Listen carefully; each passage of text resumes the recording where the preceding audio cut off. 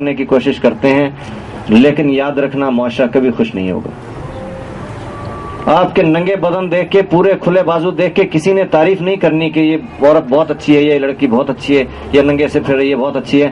کوئی نہ کوئی بد کلامی کرے گا، کوئی نہ کوئی بری بات کہے گا۔ اگر آپ نے سر ڈھانپا ہوا ہے، بدن آپ کا پورا کورڈ ہے، سطر آپ کا ڈھکا ہوا ہے، کوئی جو مرضی بیٹھا ہو، آپ گزر جائیں، کوئی کچھ نہیں بولے گا۔ جن کو خوش کرنے کے لیے، جن کو دکھانے کے لیے آپ نے اللہ کے احکام کو توڑا ہے، نبی کریم صلی اللہ علیہ وسلم کے دل کو توڑا ہے، وہی آپ کو برا بھلا کہیں گے، آوازیں کسیں گے، پھر آپ گھر جا کے شکایت کریں گے، پھر آپ لوگوں کی مشکلات سمجھتے ہیں، گھر والوں کو جا کے اپنی پریشانی بتائیں گی کہ میں نے نہیں جانا، میرے اس راستے میں یہ ہوتا ہے۔ تو یہ آپ نے اپنانا ہے۔ اللہ اور اس کے رسول کے طریقے سے بڑھ کر، اس کے راستے سے بڑھ کر کوئی راستہ نہیں ہے، کوئی تہذیب نہیں ہے۔ یہ جو ٹیلی ویژنوں نے ہماری تہذیب کا ستیہ کر دیا ہے، رات دن ہم ان چیزوں پہ دیکھتے ہیں، بیٹھتے ہیں، اور بچوں کی آج کل ایسی وہ پرورش ہو رہی ہے کہ ان بچوں کو وہ برائے نام مسلمان، تو نام تو مسلمان ہوں گے اور انہیں یہ پتہ ہی نہیں ہوگا کہ اسلام کہتا کیا ہے، ہوتا کیا ہے۔ ان کا دل چاہے گا ہی نہیں کہ وہ قرآن کو پڑھیں، ترجمہ تو کہاں۔ روشنی اور اندھیرا اکٹھے کبھی نہیں ہو سکتے، ابھی کبھی کر کے دکھا دیں۔ اندھیرے کمرے میں ایک چھوٹی سی شمع، ایک دیا سلائی آپ جلا دیں تو اندھیرا نہیں رہے گا۔ اگر روشنی آ گئی تو اندھیرا نہیں رہے گا، اور اگر اندھیرا ہے تو روشنی نہیں ہے۔ جس دل میں اللہ اور اس کا رسول ہوگا، اللہ کا نور ہوگا، اس میں بد تہذیبی، گناہوں کی خواہش یہ نہیں آئے گی۔ اور جس میں گناہوں کی خواہش ہو اور نیکی کو دل نہ کرے، نماز کو دل نہ کرے، اچھے کام کرنے کو دل نہ کرے، تو وہ سمجھ لے کہ اس کے دل میں اللہ کا نور نہیں ہے، دین کا نور نہیں ہے، وہ اپنی اصلاح کرے۔ اگر اسی حال میں خدا نخواستہ جانا پڑ گیا تو انجام کیا ہوگا؟ آج یہ فنکشن کیونکہ بچیوں کا زیادہ ہے تو میں اس حوالے سے اس پہ سٹریس کروں گا، اور ہمارے اداروں میں یہ پابندی ہے کہ کوئی لڑکی، کوئی اسٹوڈنٹ ننگے سر نہیں رہ سکتی، اور میں نے بائی آرڈر یہ کہا ہوا ہے کہ اگر کسی بچی کے بازو آدھے ہوں تو اسے کلاس سے نکال دیا جائے۔ ہماری کلاسوں میں کوئی بچی آدھے بازو پہن کے نہ آئے، صرف ہاتھ اتنے اور چہرہ، یہ اسلام میں اجازت ہے کہ عورت ننگا رکھ سکتی ہے، سطر میں شامل نہیں ہے۔ اس کے علاوہ پورا بدن سطر میں شامل ہے، اور لباس ایسا ہو جس میں سے بدن اور اس کے حصے نظر نہ آئیں۔ تو یہ ہمارے اداروں میں پابندی ہے، جو نہیں کرتے ان کو کرنا ہوگی۔ اور باقی بھی یہی چیز آپ نے اپنے معاشرے میں، اپنے گھروں میں، اپنے عزیز و اقارب میں، رشتہ داروں میں یہ قائم کرنی ہے۔ اور یاد رکھیے، کبھی کوئی تعریف کرے گا کسی کی تو اس بات پہ تو کرے گا کہ یہ خاتون یا یہ لڑکی بڑی پردہ دار ہے، شریف عورت ہے۔ کبھی کوئی اس بات کی تعریف نہیں کرے گا کہ یہ لڑکی بہت اچھی ہے، بازو ننگے رکھتی ہے یا سر ننگا رکھتی ہے۔ تو یہ اس چیز پہ میں خاص توجہ دلا رہا ہوں آپ کی کہ آپ اپنے اللہ اور رسول کو راضی کیجئے، دنیا کو راضی کرنے کی کوشش اسی طریقے سے کیجئے جس طرح سے وہ چاہتے ہیں۔ اگر آپ اپنے طریقوں سے یا انڈین طریقوں سے چاہیں گی تو دنیا کبھی راضی نہیں ہوگی، اور اللہ اور اس کا رسول ناراض ہو جائیں گے، اور انجام دنیا میں بھی برا ہوگا، آخرت میں بھی برا ہوگا۔ اور جو مرد حضرات سن رہے ہیں وہ اپنے گھر والوں کو اس بات پہ سمجھانے کی کوشش کریں کہ ہماری تہذیب اتنی نہ بگڑ جائے کہ اس کو سنوارنے کی کوئی صورت نہ رہے۔ تو اللہ اور رسول کی رضا کے لیے ایک تو یہ بات آپ کے حوالے سے آئی، دوسری جو ہم یہ کام کر رہے ہیں علم و ہنر فاؤنڈیشن کا، علم کے بغیر نہ آپ نماز پڑھ سکتی، نہ آپ روزہ رکھ سکتی، نہ آپ کوئی اور نیک کام کر سکتی، کیونکہ جب علم ہی نہیں، معلوم ہی نہیں کہ کیا کام کیسے کرنا ہے تو وہ ہو ہی نہیں سکتا۔ اور اگر ہوگا، صرف دیکھا دیکھی کیا ہے تو ایسا ہوگا کہ وہ ساری زندگی کرتے بھی رہیں گے مگر غلط کرتے رہیں گے، اور وہ غلط کا انجام یہ ہوگا کہ آخری دن پچھتاوا ہوگا کہ میں نے ساری زندگی کام بھی کیا اور کسی کام بھی نہیں آیا۔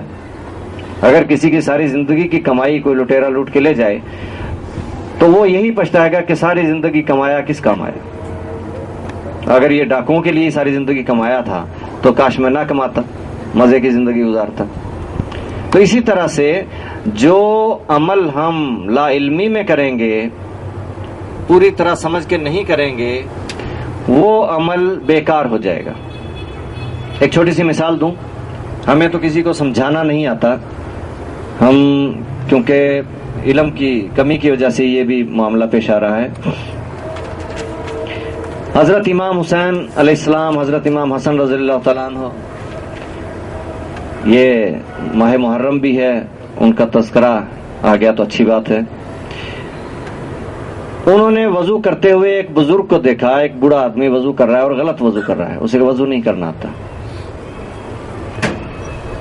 تو انہوں نے سوچا کہ کیسے بتائیں کہ یہ وضو صحیح کیسے ہوتا ہے, ان کو پتہ چل جائے. تو انہوں نے جو طریقہ اپنایا, دیکھیے کہ انہوں نے ان بزرگوں سے درخواست کی کہ آپ ہم سے بڑے ہیں, ہم سے زیادہ جانتے ہیں, ہم ابھی بچے ہیں, ہم وضو سیکھنا چاہتے ہیں, ہم وضو کر کے دکھاتے ہیں آپ کو, جو غلطی ہو وہ آپ ہمیں بتا دیجیے گا. اب انہوں نے تو وضو سیکھا تھا اپنے نانا نبی کریم صلی اللہ علیہ وسلم سے اور اس محفل میں, اور ان کی ادائیں دیکھی تھیں, تو ان کا وضو تو کیسے وہ غلط ہو سکتا تھا, یہ تو کامل وضو تھا. جب یہ وضو ان بزرگوں نے دیکھا تو پھر انہیں سمجھ آ گئی کہ ان بچوں نے وضو سکھایا ہے اور کس طرح سے سکھایا ہے. اب اس نے کہا کہ آج مجھے پتا چلا ہے میرا تو پچھلا ساری زندگی کا وضو بیکار ہو گیا. جب وضو ہی صحیح نہیں تھا تو باقی عبادت کیسے, وضو صحیح نہ ہو تو نماز بھی صحیح نہیں ہوتی. تو بنیاد ہی اگر ہماری صحیح نہیں ہوگی تو باقی جتنے بھی اعمال افعال ہمارے ہوں گے وہ سارے اسی طرح سے بیکار ہو جائیں گے. تو بنیادی علوم دین کے بھی دنیا کے بھی, یہ ہر انسان کے لیے ضروری ہے. سب پہلے میٹرک کرتے ہیں, اس کے بعد کوئی ایف ایس سی میں پری میڈیکل, کوئی پری انجینئرنگ, کوئی پھر اس کے بعد ڈاکٹر بنتا ہے, کوئی انجینئر, کوئی وکیل, کوئی بزنس میں, کچھ بھی بنے. میٹرک تک سارے تقریباً وہی مضمون پڑھتے ہیں یا مڈل تک وہی مضامین پڑھتے ہیں. یہ اس لیے کہ بنیاد سب کی ایک ہو. دینی علوم, دنیاوی علوم بنیادی طور پہ آنے چاہیے سب کو, اس میں کوئی گنجائش نہیں. 100% بچے بچیاں اسکول جائیں, چاہے اسکول میں جائیں, چاہے مدرسے میں جائیں, چاہے پرائیویٹ میں جائیں, چاہے گورنمنٹ میں جائیں. یہ ہمارا علم ہنر فاؤنڈیشن کا ٹارگٹ ہے. کوئی انسان, نہ صرف مسلمان بلکہ کوئی انسان علم سے محروم نہ ہو, کیونکہ علم ہی انسان کو بتائے گا کہ اللہ اور رسول کیا ہیں, اور وہی انسان کو مسلمان بنائے گا. جس کو نہیں پتا ہوگا وہ اللہ کو نہیں پہچان سکتا, نہیں جان سکتا, مسلمان نہیں بن سکتا. تو ہر انسان کے لیے بنیادی علوم یہ ہمارا ٹارگٹ ہے. اور اس کے ساتھ ہنر کے بغیر انسان زندگی کیسے گزارے گا, اور پھر انسان اللہ کے دیے ہوئے وسائل کو کیسے استعمال میں لائے گا, اور خزانوں سے کیسے فائدے اٹھائے گا, یہ ناممکن ہے. اس لیے علم کے ساتھ ہنر, علم و ہنر آپس میں مربوط ہیں, یکجا ہیں, ان کو علیحدہ نہیں کر سکتے. اب آپ کو میں تھوڑا سا ایک معلومات دے دوں, آپ میں سے اکثر کو شاید علم بھی ہو. یہ ہمارے امتیاز علی صاحب یہاں بیٹھے ہیں, یہ کوئٹہ میں رہ کے آئے ہیں, کئی اخبارات کے مدیر ہیں, ایڈیٹر رہے ہیں. یہ ہماری خوش قسمتی ہے کہ انہوں نے ہماری یہ فاؤنڈیشن جوائن کی ہے, یہ ہمارا اثاثہ ہے. انہوں نے کوئی ہفتہ 2 ہفتے پہلے مجھے ایک چیز لا کے دکھائی جس کا ذکر میں نے پہلے سنا تھا. وہاڑی میں ایک مریض میرے پاس آیا, اس نے کہا کہ جی میری دوائی ذرا لمبی لکھ دینا, میں جلدی آ نہیں سکتا, میں بلوچستان میں ہوتا ہوں. میں نے کہا بھی تم وہاڑی کے رہنے والے بلوچستان میں کیا کرتے ہو؟ اس نے کہا جی وہاں کانے ہیں جہاں سے سونا اور تانبا نکلتا ہے, تو وہاں میں کام کرتا ہوں. تو میں نے کہا وہ سونا اور تانبا جو نکلتا ہے پھر اس کو کیا کیا جاتا ہے, کیسے آگے اس کو استعمال کرتے ہیں؟ اس نے بتایا کہ جی ٹنوں کے حساب سے وہ چائنا جاتا ہے ریفائن ہونے کے لیے، اس میں سے سونا الگ کرتے ہیں، تانبا الگ کرتے ہیں. اب سونا تو خیر آپ سب جانتے ہیں، تانبا بھی بتا دوں کہ تانبا ایسی قیمتی دھات ہے کہ ہمیں یہاں بازار میں تانبے کی تار نہیں ملتی، مشکل سے ملتی ہے اور بڑی مہنگی ملتی ہے. آپ کی جتنی موٹریں، جنریٹر، یہ وہ بنتے ہیں، ان سب میں کاپر کی تار ضرورت ہوتی ہے. اس کی کوالٹی بہت اچھی ہے، کنڈکشن بہت اچھی ہے، لیکن لوگ اس لیے نہیں لگاتے ان میں کہ وہ مہنگی ہے، تو لوہے کی تار سے کام چلاتے ہیں. تو وہ بڑی قیمتی دھات. وہ اب انہوں نے جب وہ مجھے لا کے ڈلیاں دکھائیں تو پھر مجھے پتا چلا کہ وہ کیا چیز نکلتی ہے. اس میں سونا بھی ہے، اس میں چاندی بھی ہے، اس میں تانبا بھی ہے، اس میں چھوٹے چھوٹے موتی ایسے جواہرات، ہیرے جواہرات جیسے وہ بھی ہیں، اور یوں کمپیکٹ چیزیں ہیں. اب پہاڑ تو ایسے ہی بنے ہوتے ہیں کہ پختہ، تو اس طرح سے وہ چیز، اور سینکڑوں میل لمبے پہاڑ سونے، چاندی، ہیرے جواہرات کے آپ کے پاس ہیں. جب تک ہنر نہیں ہوگا، علم و ہنر نہیں ہوگا، آپ استعمال نہیں کر سکتے. دنیا لوٹ کے لے جائے گی، دنیا کھا جائے گی، آپ کو پتہ نہیں چلے گا. وہ جو کچھ کہیں گے جی اس میں اتنا نکلا، اتنا خرچ آیا، اور اتنا خرچ مزید جو فالتو بنتا ہے وہ بھی ہمیں دے دیجئے. آپ کا وہ جو ہے سارا ریفائن میں پروسیس میں لگ گیا، تو پھر بھی ہمیں یہی کہنا پڑے گا ہاں ٹھیک ہے، کیونکہ ہم جانتے ہی نہیں. جب تک علم و ہنر سے ہم اپنی قوم کو اپنے پاؤں پہ کھڑا نہیں کریں گے تو ہم ہمیشہ فقیر اور محتاج ہی رہیں گے.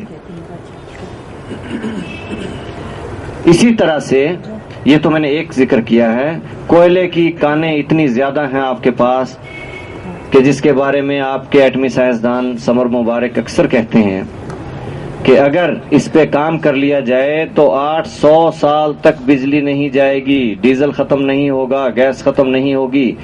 ہم دنیا کے قرضے اتار کر دنیا کو قرضے دیں گے. ضمانت، گارنٹی دے رہے ہیں اس بات کی. یہ تو وہ خزانے ہیں جو ابھی ہمیں معلوم ہو رہے ہیں، اور ابھی جو معلوم نہیں ہوئے اللہ تعالیٰ نے تو قرآن پاک میں بتایا ہوا ہے کہ میں نے تمہارے لیے خزانے چھپا رکھے ہیں، زمین میں، پہاڑوں میں، سمندروں میں، فضاؤں میں، ہواؤں میں، ہر جگہ. تو انسان آہستہ آہستہ یہ دریافت کرتا جائے گا. اب دیکھیے، جن لوگوں کو دریافت کرنے والا بنایا ہے ان کو نہیں دیا یہ چیزیں. انگریز اور یہودی اور چائنا والے اور دوسرے ملکوں والے آ کے عرب ممالک میں اور پاکستان میں اور افغانستان میں اور ان ملکوں میں دریافت وہ کرتے ہیں، خزانے وہ نکالتے ہیں. اللہ تعالیٰ نے سارے خزانے مسلمانوں کو دے رکھے ہیں. بہت کم ہوں گے جو ان کے پاس. عربوں کو دیکھ لیجئے، تیل سے مالا مال کر دیا. افغانستان پاکستان سے بھی زیادہ خزانوں سے بھرا پڑا ہے. بات بہت لمبی ہو رہی ہے، لیکن آپ کو احساس دلا دوں کہ آپ کتنے خزانوں کے مالک ہو کے اور دنیا میں فقیر بنے پھرتے، اور وجہ صرف یہ ہے کہ علم و ہنر سے محروم ہیں، سوئے پڑے ہیں. افغانستان میں دھاتوں کی بہت لمبی لسٹ ہے کہ کتنی دھاتیں ہیں اس کے پہاڑوں میں. یہ سارے پہاڑ ایسے ہی نہیں اللہ نے بنائے ہیں، ان کے اندر خزانے چھپا رکھے ہیں.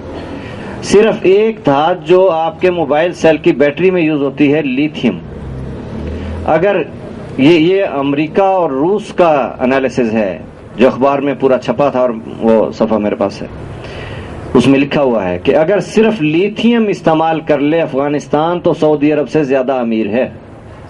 ایک دھات صرف، باقی کا تو حساب چھوڑ. تو کتنے خزانے اللہ تعالیٰ نے اس کائنات میں پیدا کیے ہیں اور دیے ہیں، اور انسانوں کو دیے ہیں، اور انسانوں کو حکم دیا ہے. تم غور کیوں نہیں کرتے؟ تم سوچتے کیوں نہیں ہو؟ انسان کو تلاش کا حکم دیا ہے. اور اللہ تعالیٰ نے خزانوں کا جو اللہ تعالیٰ کے خزانوں کا جو حساب کتاب یا اندازہ ہم چاہتے ہیں کہ لگا لیں، یہ جو کچھ خزانے ہیں یہ کوئی نئی بات نہیں ہے، یہ کوئی بڑی بات نہیں ہے. اس کے خزانوں کی اگر ہم اندازہ لگانا چاہیں تو مولانا طارق جمیل صاحب کی ایک تقریر کبھی اگر سننے کو آپ کو ملے تو انہوں نے بھی ذکر اس بات کا کیا ہے کہ اگر تمام انسانوں کو جو ازل سے ابد تک دنیا میں آئے اور آئیں گے، ان کی تمام خواہشات کے مطابق اللہ تعالیٰ دے دے، جو خزانہ کوئی انسان کے دل میں آتا ہے کہ اتنا ہونا چاہیے اتنا ہو، وہ دے دے. سب کو دینے کے بعد جو اللہ کے خزانوں میں کمی آئے گی وہ اتنی بھی نہیں ہوگی جو سمندر میں سوئی ڈبو کے آپ نکالے اور وہ پانی کا قطرہ اس کی نوک سے لگ جائے. اس کے خزانے اتنے ہیں کہ تمام انسانوں کو دینے کے بعد اتنی کمی بھی نہیں آتی.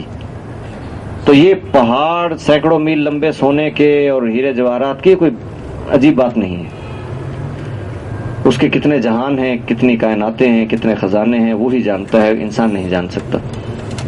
اب اس کو ہم راضی کریں. اصل بات یہ ہے کہ ہم اس کو راضی کریں، اس کے رسول کو راضی کریں. کام مشکل نہیں ہے. انسان اپنی زندگی کو تھوڑا سا ڈسپلن میں لے آئے تو سارا کچھ آسان ہے. اور اگر بے ڈھنگا چلتا رہے، اپنی مرضی سے چلتا رہے، اللہ اور رسول سے پوچھے ہی نہ کہ کس راستے پہ جانا ہے، اور شیطان کے راستوں پہ چلتا رہے، تو زندگی بھی عذاب ہے. یاد رکھیے، جس کو ہم یہ خوبصورتی اور رنگینی سمجھتے ہیں، یہ زندگی عذاب ہے.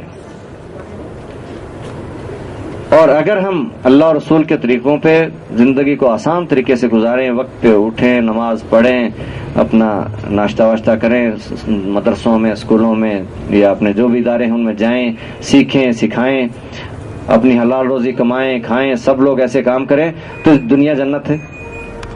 نہ کسی فراڈ کرنے کی ضرورت ہے، نہ کسی کو دھوکہ دینے کی ضرورت ہے، نہ لوٹ مار کی ضرورت ہے، نہ قتل و غارت کی ضرورت ہے. یہ بد امنی اور یہ سارا کچھ فساد کائنات کا ختم ہو جاتا ہے اگر انسان اللہ اور اس کے رسول کے راستوں پہ آ جائے. اور اس کے لیے علم ضروری ہے کہ راستہ کیا ہے وہ جو ہم نے اپنانا ہے. تو علم و ہنر فاؤنڈیشن کے مقصد کو سمجھتے ہوئے آپ سب نے اپنا کردار ادا کرنا ہے. انسانیت کی خدمت کرنی ہے، امت مسلمہ کی خدمت کرنی ہے، اسلام کی خدمت کرنی ہے، اسلام کے پرچم کو دنیا میں سر بلند کرنا ہے. اس وقت جو مسلمانوں کا قتل عام ہو رہا ہے پوری دنیا میں، اس کو رکوانا ہے. اور خواتین یہ نہ سمجھیں کہ ہم کیا کریں، ہم گھر بیٹھ کے کیا کر سکتے ہیں. خواتین تاریخ میں دیکھیے بہت کارنامے ہیں خواتین کے. اسلامی تاریخ میں بھی دیکھ لیجئے، انہوں نے گھر کے کام بھی کیے ہیں. پانی بھر کے بھی عورتیں خود ہی لاتی تھیں. کسی پہ کوئی پابندی نہیں کہ گھر سے نہ نکلے. انبیاء کی عورتیں گھر سے نکلی ہیں، کام کیے ہیں، کوئی ممانعت نہیں ہے. مگر اسلامی پردے میں رہ کر.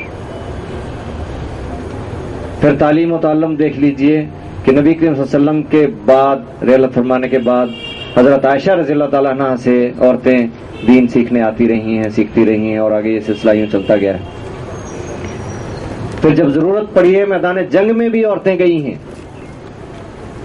وہاں بھی سپلائی کا کام پیچھے سے عورتوں کے ذمے، مرہم پٹی کا کام عورتوں کے ذمے.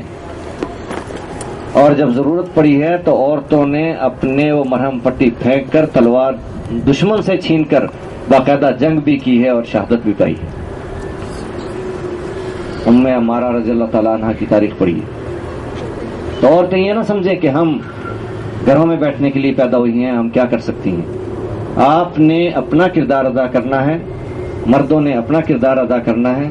سب نے مل کے انسانیت کی خدمت اور مسلمانوں کی اور امت مسلمہ کی بحالی کے لیے کام کرنا ہے.